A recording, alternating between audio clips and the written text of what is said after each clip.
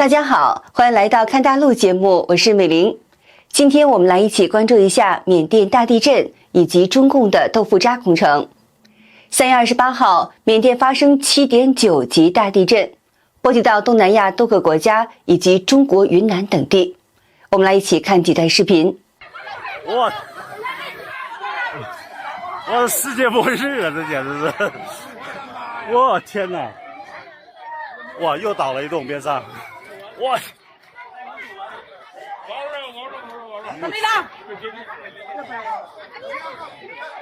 这简直世界末日啊！这得几级地震了？这栋5栋楼的房子，刚才眼睁睁的看着它倒下去了。刚才都吓死我了！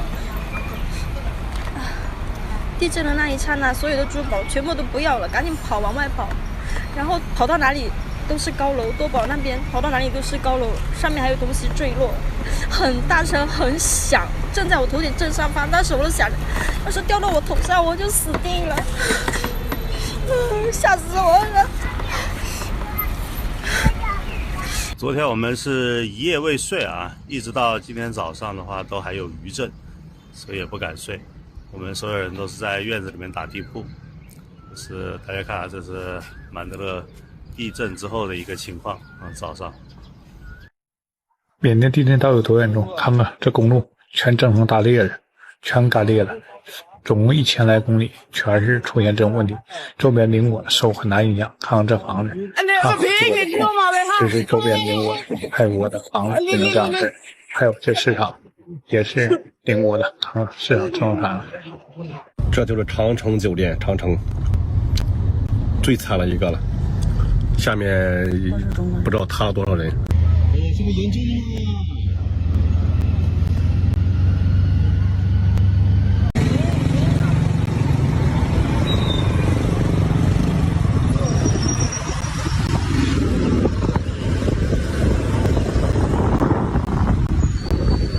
今天是3月31号，然后我现在人的话还是在曼德勒这边，然后昨天到今天也一直有余震曼德勒这边，所以说这次那个缅甸这边地震的话，真的是没有来到现场的，真的是感受不到那种触目惊心。我是经历过来的，真的是睡觉都就是马上有动静就立马醒的那种，就我相信不止我一个人，是在曼德勒所有的人，他都是这样度过的。所以说这个灾难自然灾难来临的话，人类真的是很渺小的。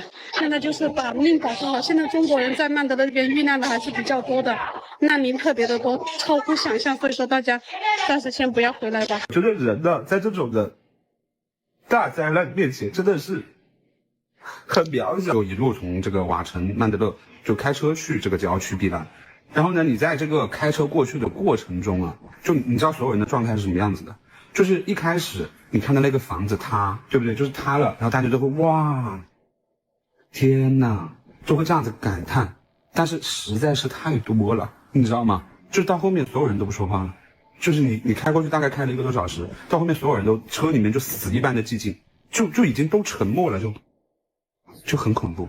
那个沉默是很恐怖，很恐怖。然后我还刷到了，我后面刷了一下手机，我刷到了，就是很多人就直接就没了。我觉得这一次真的至少中国人在当地可能几百个人肯定是已经不在了。缅甸待了很多年了，我大大小小的什么战乱啊什么这些东西我都经历过，我觉得我都有能力，我可以花钱摆平，我可以花关系去摆平，但是唯独在这种自然灾害面前，你根本是无能为力的一个状态。这是中国云南瑞丽在缅甸地震时候的场景。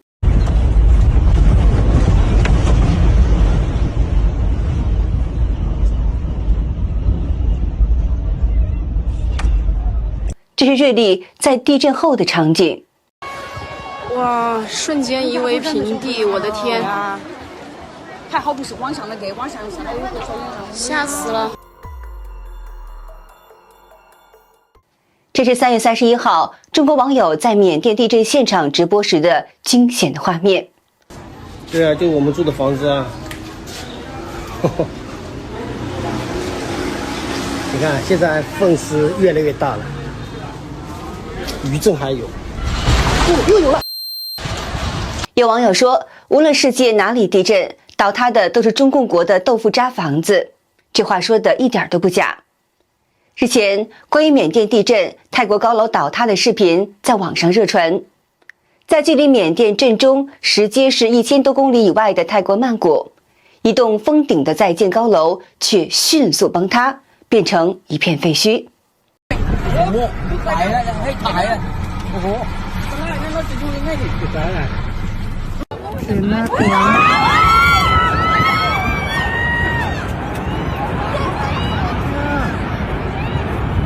据泰國媒體報道表示，這棟大樓是由中國中鐵時局承建的泰國審計局大樓，曾號稱是泰國辦公第一高樓，並在2024年3月完成封頂。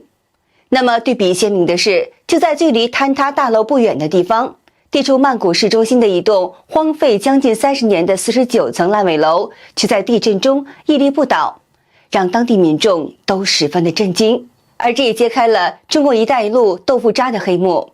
在泰國審計局大樓粉碎性坍塌以後，中共官方迅速在中國國內封殺了相關的所有的訊息。中國大陸有自媒體報道說，曼谷還處在灰塵與驚叫中時，中鐵時局第一時間發揮速度，迅速徹底刪除了自己在1年前發布的有關倒塌大樓的慶功文。洋洋灑灑的圖文報道被以迅雷不及掩耳之勢消失得一乾二淨。那麼值得注意的是，在被刪除的宣傳稿件泰國新建審計局辦公大樓主題結構順利封頂一文當中，中鐵時局還詳細說明了該樓在建設的過程當中是如何的細緻與嚴謹，包括先進的滑膜施工技術、台模安裝工藝和全自動爬架技術等等。稿件還宣稱，集團專門成立技術攻堅小組，要攻克所有的施工難題，確保建築安全無虞，云云。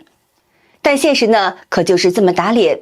作為緬甸地震當中泰國倒塌的唯一高樓，有網友指出，中鐵時局的朋友，我知道你們在我的朋友圈，你們出來講一講，為什麼整個曼谷就倒你們建的這個樓？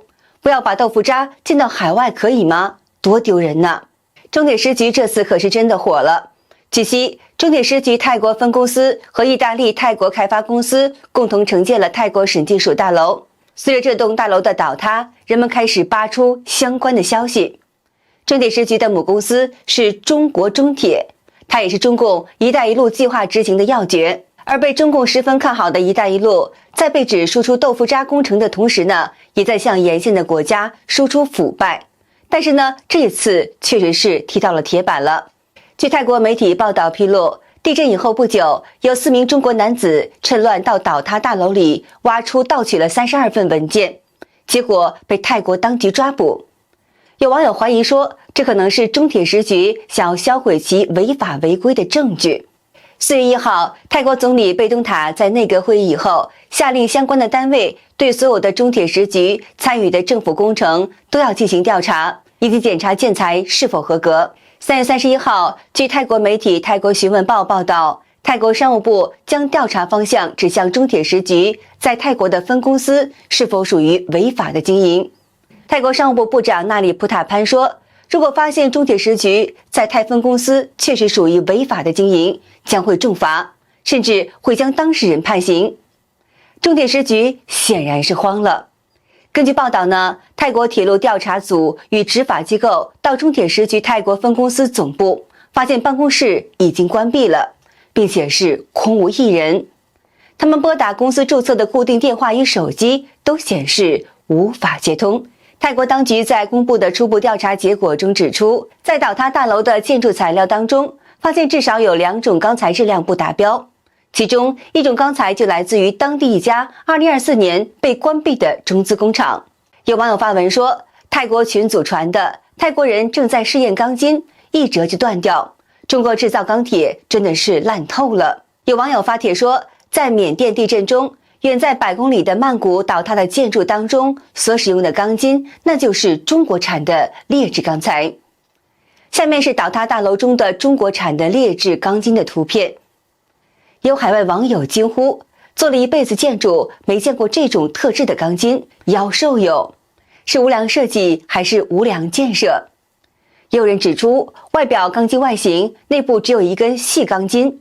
还有人表示，据说老共的工程有的款高达90%是被分掉的。有比较懂相关专业知识的网友指出，建筑强度是钢筋和水泥共同支撑的，其中呢一样不达标就会出现问题。那么中国产的劣质钢筋究竟有多可怕呢？这个视频显示，钢筋竟然会自燃，让人不禁质疑，难道钢筋还有塑料成分吗？您还别说，还真有。视频字幕显示，钢筋着火了，不烧不知道，一烧吓一跳，开发商的脑洞大开。有中国大陆业内人士对泰国审计大楼倒塌进行专业分析说，大楼倒塌可能不仅限于施工方的偷工减料，可能也存在着设计缺陷方面的问题。而且呢，除了钢筋之外，大楼中的混凝土强度可能也是不达标的。这名山东网友发文说，被泰国这场地震下已经封顶的审计局大楼坍塌给震惊了，记录一些在结构师备考群里大家讨论后的能够认同的一些意见。一，没有见到明显水平变形，就这么突然间垮塌了，倒像是在重力荷载下出现的倒塌，还是自重，实际没有活载荷，应该和无良设计有关，即用各层柱子和楼板支撑。第二呢，跟地基没有关系，地基液化失去承载力会倾倒，而不是垂直塌。第三呢，视频可见一楼柱子直接断掉的，除了设计的强度不够，可能还与混凝土强度不达标、钢筋偷工减料都有关，脆性破坏了，直接倒塌，晃都不晃一下。那么说到豆腐渣工程，中国百姓对此是再熟悉不过了，因为中国的豆腐渣偷工减料已经很常见了。2025年3月27号，湖北黄冈团风县网友爆料说，一个小区前地面开裂了，不知道和前面在新建工地有没有关系，反正挺害怕的。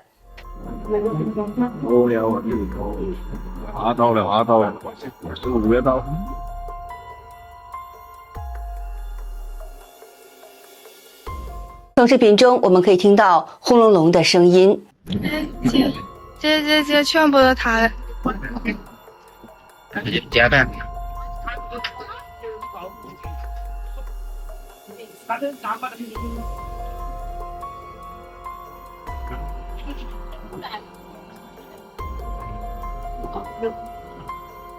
2025年2月16号，湖北荆州江宁县一座刚通车的新桥歪了。我们看稀奇啊，看古怪，搞这些斗渣工程呢，架子都还没撤破，桥梯还跳不到。四川省成都一个河道护栏被发现，竟然是用泡沫给填充的。浙江省衢州一条高速公路还没有开通，就出现路面开裂、路基塌陷的情况。四川省在建的成达万高铁被举报存在偷工减料。对此呢，前北京律师赖建平向海外中文媒体表示，在中共国豆腐渣工程到处都是，根本原因呢就在于这些包工头为了多赚钱，为了赚黑心钱，层层转包，偷工减料，导致工程质量很难保证。美国经济学者黄大卫指出，大量建筑工程里面很多是由公家单位发包的，往往里面就有很多的水分，验收到工程的接收，各方面来说都存在贪腐，而这种贪腐往往就是以牺牲质量、牺牲安全作为一个代价。从中可见，中共豆腐渣工程不但威胁到中国百姓的安全，现在也已经祸害到海外了。而这次中铁时局在泰国审计大楼出事后的火速逃跑，也让中共吹嘘的基建狂魔画皮在世界的聚光灯下现出了原形。好的，今天就和大家聊到这儿了，请您记得点赞、订阅、留言，并且分享给您的朋友们。感谢您的支持，我是美玲，我们下期节目再见。